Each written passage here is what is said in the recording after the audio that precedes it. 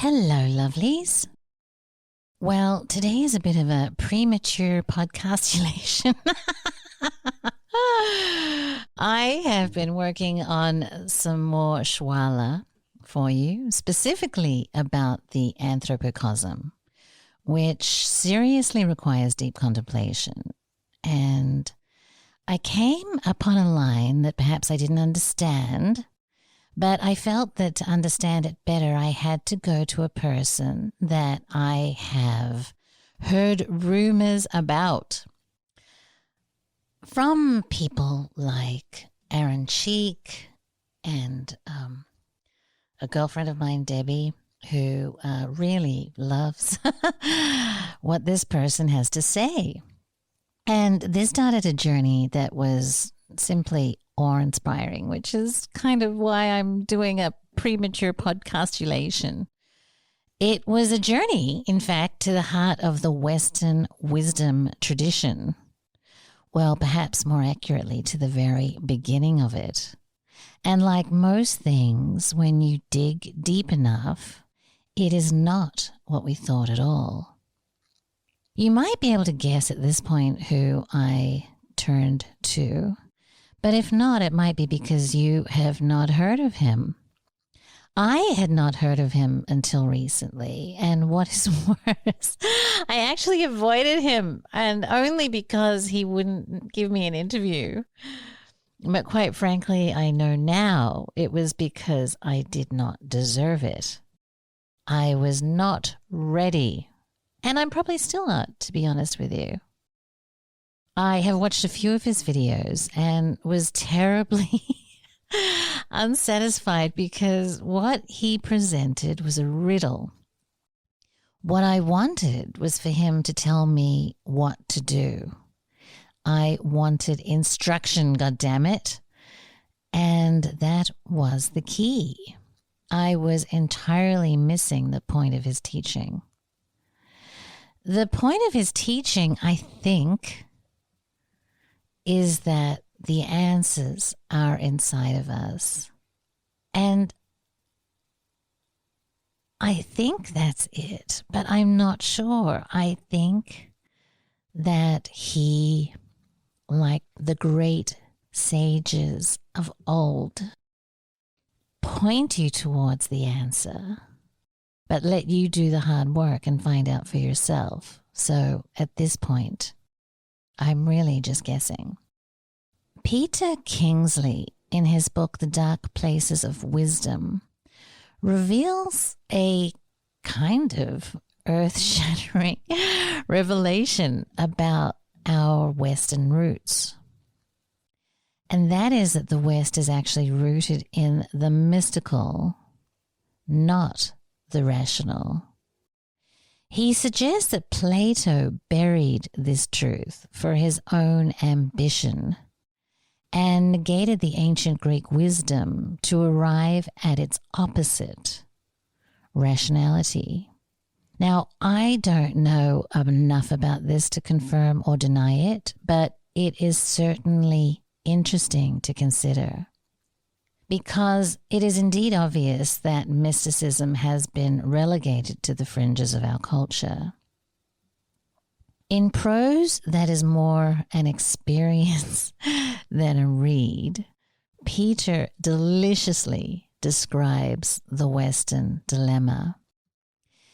He says, and I quote him, "And that's the purpose of this book, to awaken something we've forgotten, something we've been made to forget by the passing of time and by those who've misunderstood, or for reasons of their own, have wanted us to forget.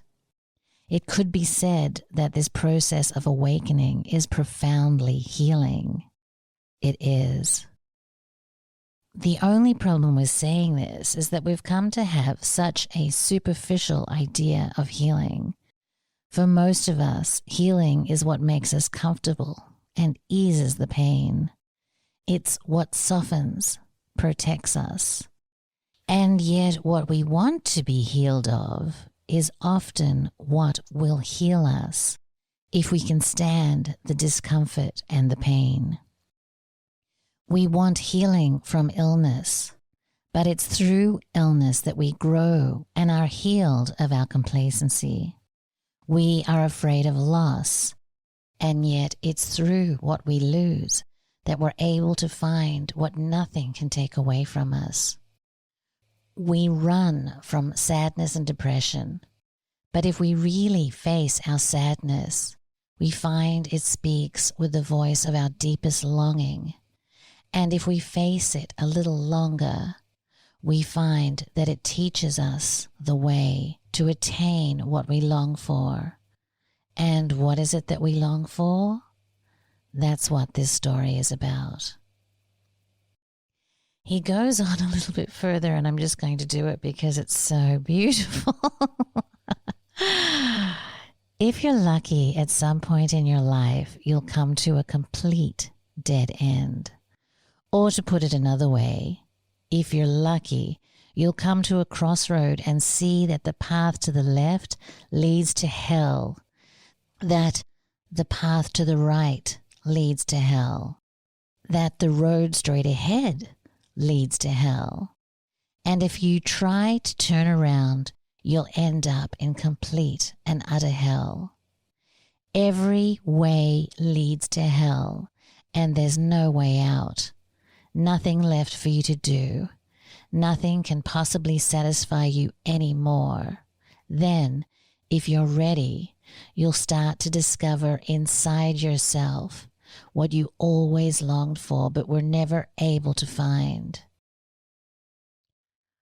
What he's talking about is mysticism. I think it's a riddle, remember? Or what mysticism can teach you, right? What Peter is talking about could be considered heretical, because we've been taught that the Western civilization was founded on logic and reason, delivered to us by Aristotle and Plato. But Peter feels that this belief has led us to where we are today. Only by facing the depths of human experience do we become fully human. By avoiding the dark, we come to fear it. It manifests as latent dissatisfaction, depression, and terror. Sadly, many of us will, as Peter says, come to the point of our death and find ourselves still wanting the 1,000 substitutes we aren't able to have. Because, he says, there's no knowledge left anymore of how to find access to what's beyond our waking consciousness. We have to take anesthetics and drugs, and because there's no longer any understanding of powers greater than ourselves, we're denied any meaning to our suffering. So we suffer as liabilities and die as statistics. Life has become an endless affair of trying to improve ourselves, achieving more and doing more, learning more, always needing to know more things. This process of learning and being taught has simply become a matter of being fed facts and information, receiving what we didn't have before, always being given something different from ourselves. That's why whatever we learn never touches us deeply enough. Why we sense this the more we rush around trying to find substitutions for the void we feel inside. Everything pushes us outside ourselves, further away from the simplicity of our humanity. Where does the knowledge for growth lie? Inside ourselves. We already have everything we need. We just have to be shown what we have. Now, again, I have not finished the book, and I fear there won't be the instruction that I seek. God damn, that addiction is hard to kick, huh? But so far, what he has been talking about in the book is incubation. He says that it's a bad word, or not a great describer of what he's talking about.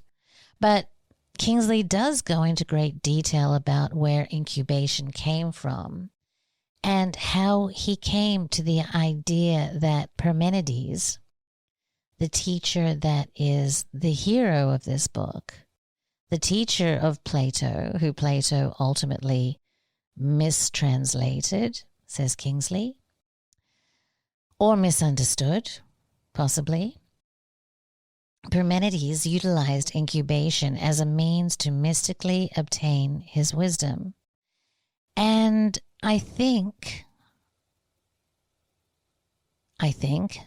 that's what Kingsley means. And I also think that this is the same method through which Kingsley accessed Parmenides in order to mystically obtain his understanding, I think. Again, I've not finished the book, and the book is dreamlike itself. So these are more impressions I am sharing with you, as I might very well be wrong. Okay? Anyway, dream incubation seemed like a central theme of this book. And so I ran off and Googled dream incubation. And I found another man. His name is Robert Bosnak, who was equally as frustrating, I must say, because he refuses to speculate on his findings about the nature of the psyche and kind of utterly refutes Jung, who I admit I've cleaved to, especially his ideas on archetype. I've found them useful. He describes his approach as one of being radically agnostic, insofar as, unlike Freud and Jung, he holds no particular position regarding the nature or the structure of the psyche. He expresses more interest in the lived experience of the dream than of its interpretation, rather than the use of any archetypes that a Jungian might be looking for. And it's very interesting.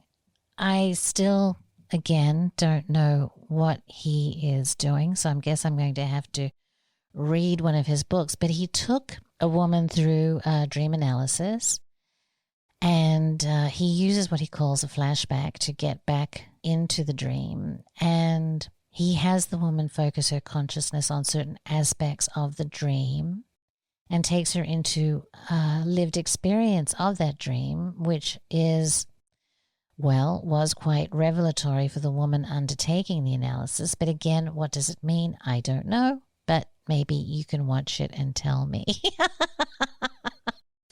Anyway, he made a stunning point about dreaming. The creative imagination in dreaming is the greatest form of creativity that we have. Think about it. In a dream, an entire world is being created that presents itself as real, that presents itself as physical, and you know that you are awake in it, and it presents itself in the blink of an eye. Now, in contrast, think about Avatar, the movie.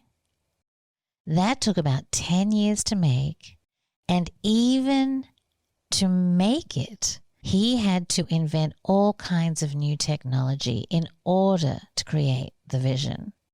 It took hundreds of millions of dollars to do it, and yet your brain and my brain does exactly the same thing in a fraction of a second. That's really mind-blowing. Robert says that a dream is an event in time and space where you suddenly find yourself. He says dreaming is a place. He says it's very difficult to prove to yourself that you are not dreaming when you are dreaming, that there are very few things you can do. And he goes on to describe experiments that lucid dreamers have taken to prove to themselves that it wasn't a dream. And his point is that it's actually very difficult to do. I'll post the video for you to watch it. But here is the point. If you grew up in Western culture and someone asked you to list the 10 most important events in your life, chances are you would not include a dream. I wouldn't, or I wouldn't have up until now. I've had some crazy dreams and now I want to go back and really go back into them.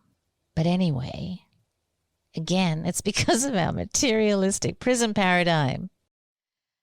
And in that paradigm, it's only objective events that are deemed to be real, right?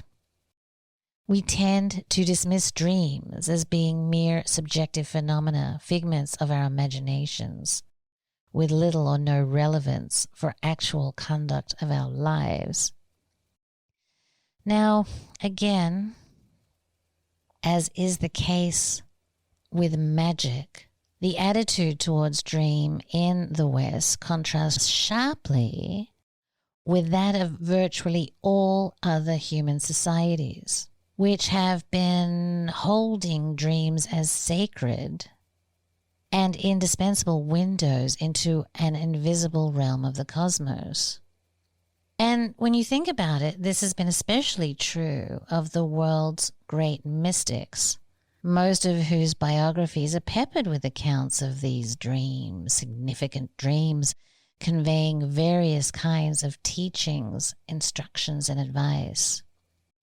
Even the Buddha had a series of 5 dreams, foretelling that he would attain full enlightenment and become a renowned teacher. Socrates insisted that dreams guided him throughout his whole teaching career. He said, "I maintain that I have been commanded by the God to do this through oracle and dreams and in every way in which some divine influence or other has ever commanded a man to do anything." Mariam Abdun, the wife of Sufi master Ibn Arabi, who, like, what's his name? Suwaradi, heavily influenced Henri Corbin, that I talk about in season 2 when I talk about the imaginal realm, which is honestly one of my favorite episodes. And I do want to get into a whole section of the imaginal realm, which this actually might be the beginning of, because it's such a fascinating subject. But anyway, the wife said, "I have seen in my sleep someone who I have never seen in the flesh, but who appears to me in my moment of ecstasy. He asked me whether I was aspiring to the way, to which I replied that I was, but that I didn't know by what means to arrive of it. He then told me that I would come to it through 5 things: trust, certainty, patience, resolution, and veracity."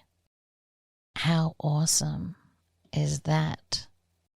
But also how enigmatic. Anyway, as I said, I've not finished this book, so I have no conclusions to share, only awe at this point.